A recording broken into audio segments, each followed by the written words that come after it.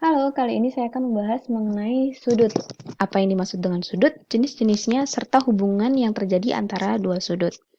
Yang pertama perlu kita ketahui adalah mengenai apa yang dimaksud dengan sudut. Nah, sebenarnya tidak ada definisi yang jelas mengenai apa yang dimaksud dengan sudut, tetapi kita bisa tahu dari proses terbentuknya untuk mengetahui apa sih yang dimaksud dengan sudut. Nah, sudut itu salah satunya terbentuk dari dua sinar garis yang memiliki pangkat yang berhimpit. Maaf, pangkal yang berhimpit artinya ada dua sinar garis dengan titik pangkal yang sama. Nah, seperti yang di layar, sudut yang berwarna hijau itu berasal dari dua sinar garis berwarna biru dan orange dan titik sudut yang hitam. Titik pangkalnya yang warna hitam yang berhimpit itu tadi. Itu membentuk sudut yang berwarna hijau. Nah, sinar garis yang berwarna biru dan orange itu tadi disebut sebagai sisi sudut. Dengan titik pangkalnya yang sama itu nanti disebut sebagai titik sudut. Nah, selanjutnya, selain terbentuk dari dua sinar garis yang memiliki pangkal yang berhimpit, sudut itu juga bisa terbentuk dari perpotongan dua garis. Misalnya di sini saya punya garis berwarna biru dan berwarna orange. Nah, itu bisa juga membentuk sudut. Jadi kalau di sini kasusnya ada 4 sudut yang terbentuk. Selanjutnya, dalam matematika, sudut itu dilambangkan dengan lambang sudut. Hati-hati jangan sampai tertukar dengan lambang kurang dari, karena di sini sedikit berbeda, mirip tapi berbeda. Jadi kalau yang di sudut ini bawahnya lurus atau sejajar dengan garis yang kita menulis, berbeda dengan lambang kurang dari. Nah, kemudian bagaimana sih cara menamainya? Yang pertama, itu kita bisa menggunakan huruf kapital yang merupakan titik sudutnya. Jadi kita tahu bahwa titik itu diberi nama dengan satu buah huruf kapital. Jadi, sudut juga bisa diberi nama dengan cara yang sama, itu dengan merujuk pada titik sudutnya. Di sini titik sudutnya atau titiknya itu diberi nama B. Jadi, sudutnya diberi nama sudut B. Atau cara lain itu juga bisa menggunakan satu huruf kecil atau satu lambang atau satu angka yang diletakkan pada sudutnya. Beda ya, tadi kalau yang pertama itu satu huruf kapital yang merupakan nama titik sudutnya. Nah, kemudian ini satu huruf kecil, lambang atau angka yang diletakkan pada sudutnya. Jadi misalnya di sini saya mau menamai ini sudut A. Jadi ya namanya sudut A. Atau bisa menggunakan huruf kecil lain yang di bahasa Yunani menggunakan gamma, jadi namanya sudut gamma. Atau menggunakan angka, ya sudut 1. Nah, selain memberi nama dengan huruf kecil, lambang, atau angka, kita juga bisa memberi nama dengan menggunakan 3 huruf kapital yang merupakan titik sudut yang ada di sisi sudut dan titik sudutnya. Jadi misalnya di sini saya beri nama sudut titik A, titik dan titik C. Jadi di sini ada 3 buah titik, ada titik A, titik B dan titik C. Nah, sudutnya bisa saya beri nama sebagai sudut A, B, C. Kenapa saya sudut titik A, titik B dan titik C? Atau bisa juga dibalik menjadi sudut CBA, titik C, titik B, titik A. Jadi terlihat jelas mana yang dimaksudkan. Nah, kalau diperhatikan, huruf B atau titik sudutnya itu berada di tengah-tengah. Jadi tidak berada di pinggir, tapi di tengah-tengah. Jadi A itu berada di titik di sisi sudut, dan C titik di sisi sudut yang lainnya. Cara penamaan ini sangat bermanfaat untuk sudut yang terbentuk dari perpotongan dua garis.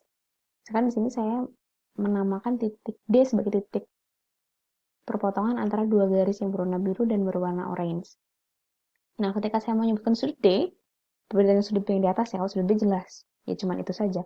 Kalau saya mengatakan sudut D, tidak jelas mana yang dimaksudkan. Sudut 1 kah, sudut A kah, atau sudut yang lainnya. Jadi, perlu penamaan tipe ini. Jadi, kalau misalnya nggak mau pakai satu huruf kecil, atau lambang, atau angka, kita bisa menggunakan atau memanfaatkan cara penamaan ini. Di pertama di sini misalkan saya menamai titik sudut mewakili sisi sudutnya, jadi titik E, titik F, titik G, dan titik H.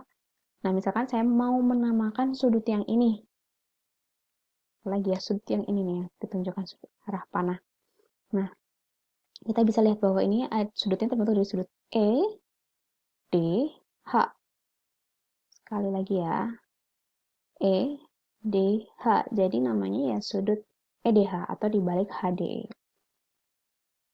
Nah, sebenarnya ada alternatif lain, bisa menggunakan perpaduan. Nah, contohnya misalnya gini. Di sini saya mau menamakan sudut ini, sudut satu ini. Nah, kalau perhatikan ini adalah titik sudutnya D, dan ini ada angka 1. Jadi kita bisa menggunakan D1. Jadi, sudut itu bisa diberi nama dengan satu huruf kapital seperti huruf B atau huruf kecil, sudut A, atau huruf kecil lainnya, sudut gamma, atau angka, sudut 1, atau bisa menggunakan 3 huruf yang merupakan titik-titik yang ada di sana, yaitu seperti yang tertera di layar, atau bisa juga menggunakan perpaduan seperti D1. Oke, setelah mengetahui tentang apa, bagaimana menamainya, perlulah kita tahu apa saja sih jenisnya. Yang pertama itu adalah sudut 0. Jelas sudut 0 itu besar sudutnya 0 derajat. Nah, yang kedua adalah sudut lancip. Sudut lancip itu besarnya antara 0 sampai 90 derajat. Perhatian ya. Antara, jadi tidak sama dengan 0, tidak juga sama dengan 90. Kalau yang sama dengan 90, ada yang namanya sendiri. Nah, contohnya seperti yang ada di layar, di sudut 62, 48, dan 54. Hati-hati, sudut 89 derajat itu walaupun mirip dengan sudut 90, itu masih masuk sudut lancip. Nah, kalau sudut siku-siku, itu pas 90 derajat. Nggak kurang, nggak lebih. Tidak kurang setengah derajat pun, atau nggak lebih setengah derajat pun. Harus pas 90 derajat. Nah, seperti pada gambar, biasanya dia ditandai dengan tanda seperti di layar, jadi seperti bentuk persegi. Jadi itu menunjukkan bahwa itu sudutnya 90 derajat. Jadi kalau di geometri, jelas ketika ada tanda demikian, maka itu sudut siku-siku. Ketika tidak ada tanda, maka kita tidak bisa menyatakan bahwa sudut tersebut sudut siku-siku. Bisa jadi itu sudut tumpul atau sudut lancip, karena bisa jadi besarnya 89 atau 91. Nah, sudut tumpul itu antara 90 dan sampai 180 derajat. Seperti pada gambar, ini di sini contoh 116, 94, 168. Nah, kalau yang pas 180 tersebut sudut lurus. Jadi, seperti garis. Ini namanya sudut lurus. 180 derajat, 180 derajat. Kemudian, yang lebih besar dari 180, tapi belum sampai 360, itu disebut sebagai sudut refleks. Nah, ini kalau kita pikir-pikir itu, kalau kita analogikan itu seperti ya refleksnya dari sudut-sudut yang sebelum-sebelumnya. Refleks dari sudut lancip, refleks dari sudut siku-siku, dan refleks dari sudut tumpul. Kalau sudut lurus mah nggak ada refleksnya juga sudut lurus lagi. Nah, yang terakhir adalah sudut penuh atau sudut 360 derajat. Nah, ini seperti gambar di sini. Sudut 0 sebenarnya juga sama, cuma sudut pandangnya berbeda. Kalau sudut 360 kita lihat penuhnya. Kalau 0 berarti kita lihat dia tidak bergerak, jadi ya nolnya. Nah, kemudian kita beralih ke hubungan dua sudut. Yang pertama adalah pelurus. Pelurus itu ada kaitannya dengan sudut lurus. Sudut lurus itu sudut 180 derajat. Nah, seperti ini contohnya. Misalkan di sini saya punya sudut 130 derajat dan sudut 50 derajat. Kalau kita perhatikan, ini kalau digabung itu menjadi sudut lurus. Jadi, sudut 130 dan sudut 50 disebut sudut berpelurus. Atau sudut 130 ini pelurusnya sudut 50, dan begitu juga sebaliknya sudut 50 itu pelurusnya sudut 30. Dan kalau diperhatikan, 130 tambah 50 itu 180 derajat. Contoh yang lainnya adalah 90 dengan 90 juga sudut berpelurus, terus 40 dan 40 juga sudut berpelurus. Jadi sudut berpelurus itu intinya, misalnya punya sudut beta di sini dan sudut alfa di sini, maka dia menjadi sudut yang lurus. Jadi lurusnya 180 derajat. Jadi alfa tambah beta sama dengan 180 derajat. Itu namanya sudut berpelurus. Ini definisi ya. Tidak perlu kita buktikan. Kemudian ada pelurus, ada penyiku, yang khusus juga sudut siku-siku. Ini kaitannya dengan sudut siku-siku. Kalau tadi pelurus kaitannya dengan sudut lurus yang besarnya kalau digabungkan 180 derajat. Kalau di sini, kalau digabungkan jadi penyiku atau siku-siku. Jadi misalnya di sini, punya sudut 10, berarti kalau saya mau gabungkan dengan sudut berapa, biar jadi siku-siku 80 derajat terus sekali. Jadi jadi siku-siku, karena 10 tambah 80 adalah 90 derajat atau sudut siku-siku. Contoh yang lainnya misalnya 45 derajat, 45 derajat itu juga sudut penyiku. Atau 20 dengan 70. Nah, jadi kalau saya punya sudut theta dan sudut gamma, yang kalau kita gabungkan menjadi sudut siku-siku, maka kita namakan sudut penyiku. Jadi dalam sudut penyiku, sudut gamma dan sudut theta atau sudut theta dengan sudut gamma kalau dijumlahkan hasilnya 90 derajat. Lanjut. Hubungan yang terakhir itu adalah hubungan bertolak belakang. Jadi ini kaitannya dengan sudut yang terbentuk dari pemotongan dua garis. Kalau misalnya saya punya dua garis, maka saya akan punya 4 sudut. Misalnya di sini saya beri nama alfa, beta, gamma, dan theta. Nah, alfa itu bertolak belakang dengan theta. Kemudian beta bertolak belakang dengan gamma.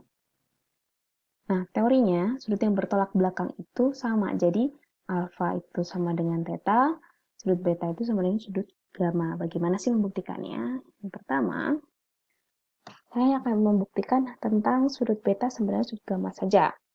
Perhatikan perpotongan dua garis yang ada di samping. Sekarang kita perhatikan sudut alfa dengan sudut beta. Keduanya adalah sudut berlurus, karena ini lurus garisnya. Karena mereka berpelurus, maka sudut beta tambah sudut alfa sama dengan 180 derajat.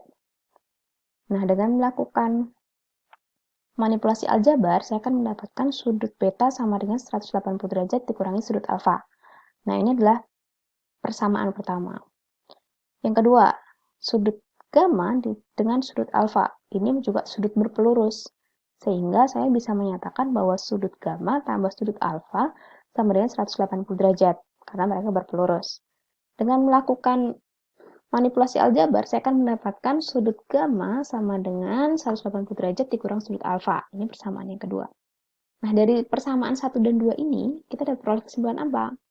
Yang pertama itu dari sudut beta sama dengan 180 derajat dikurang alfa. Yang kedua, sudut gamma sama dengan 180 derajat dikurang alfa. Jadi, kita dapat simpulkan bahwa sebenarnya sudut beta dan sudut gamma itu sama-sama 180 derajat dikurang sudut alfa.